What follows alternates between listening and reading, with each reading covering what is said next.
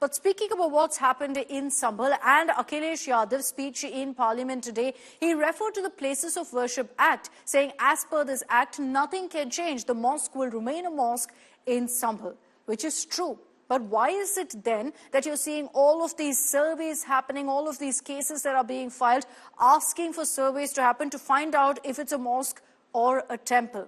I explained to you what the Places of Worship Act is and how now petitions are being filed and why courts are even allowing these surveys to happen.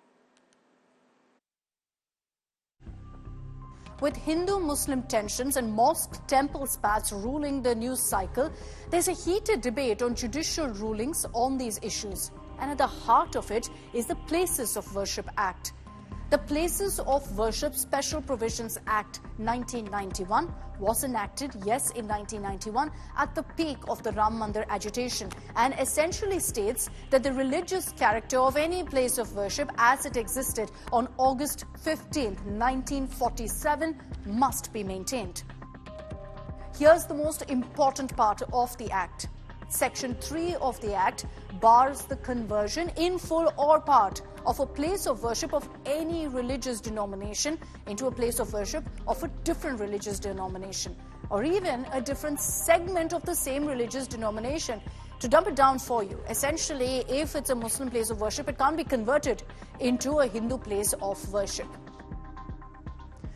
The law, which has been a part of the Congress's 1991 election manifesto, was meant to put to bed all controversies arising out of the alleged historical conversion of a place of worship.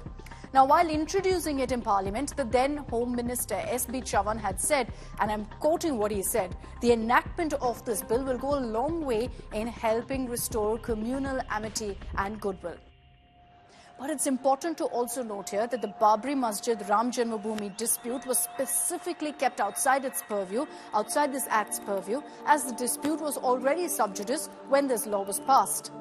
The Supreme Court itself had, in its 2019 verdict in the Ayodhya title suit, read the guarantee offered by the Places of Worship Act as part of the basic structure of the Constitution.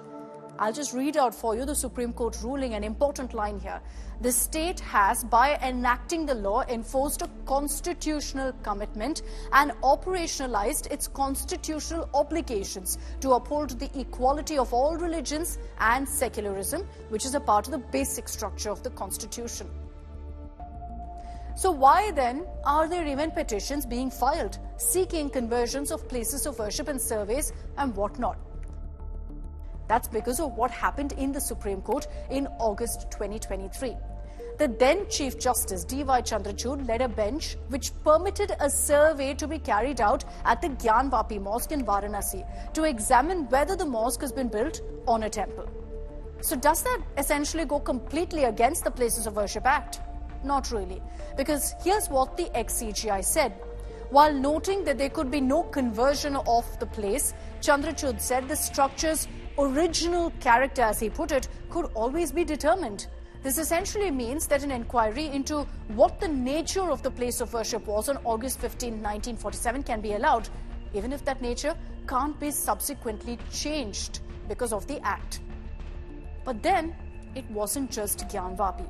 Later that year, a local court in Mathura admitted a plea seeking the transfer of the land of the Shahi Idgah mosque in the city to a Hindu trust for the construction of a temple at the Krishna Janmabhoomi, leading to a heightened chorus of Ayodhya Jhaki Hai, Kashi Mathura Baki Hai, which essentially translates to Ayodhya is done, Kashi and Mathura are pending, are next. So while the title suits essentially claiming access or the right to worship in Varanasi and Mathura continue, there's also, interestingly, a constitutional challenge to the Places of Worship Act 1991 that's pending before the Supreme Court. The Apex Court currently has before it 4 separate petitions that challenge the Act itself, that challenge the Places of Worship Act. In September 2022, a bench that was headed by then CJI UU Lalit had directed the government to file a response on its stand within 2 weeks on this issue, on the Places of Worship Act. 2 years on, however, the centre is yet to actually file its affidavit. So even as the Union Government and Apex Court are taking their time on this issue, several pleas have been filed before high courts, before local courts, seeking surveys of mosques not to change the place of worship, but to determine what exactly stood there before. In Agra, there's a police seeking an ASI survey of the Jama Masjid. In Karnataka, a police seeks a survey of the Jamia Masjid in Srirangapatna. In Rajasthan, a police claims that a Shiva temple lies below the Ajmer Dargah. Surveys have been conducted of the Jama Masjid in Sambhal and of the Bhojshala in Dhar, Madhya Pradesh, and that list goes on. So now that we've told you about the Places of Worship Act and how these surveys are happening, let's just elaborate on the last point I mentioned, which is the number of cases that are currently in court. There are at least 10 such cases right now that's playing out in the courts.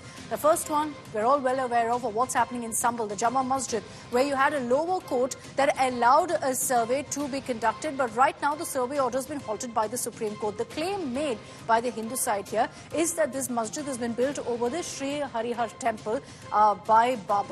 Now the Gyanvapi mosque in Varanasi. This was in 2023 that the Supreme Court ruled on this. That's allowed all of the surveys to happen because it was allowed in Gyanvapi. The claim was that the mosque was built over the Lord Vishweshwar temple by Aurangzeb, by the Mughal emperor.